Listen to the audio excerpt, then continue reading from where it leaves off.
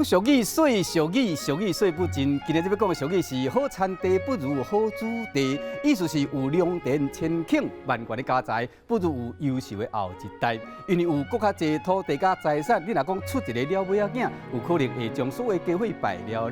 2016年，台北有一位56岁查甫人，本来有3间保龄球馆，一月日赚几百万，伊日跋筊。将家伙败了，甲因某4个去人偷摕，专门找国道休息站，也是高尔夫球场的名车，偷摕车内现金甲信用卡，用偷摕来信用卡去百货公司买珠宝、旋照、洋酒、名牌皮包等等。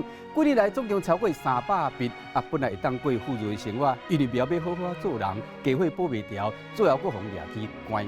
今日讲的俗语是：好产地不如好子弟。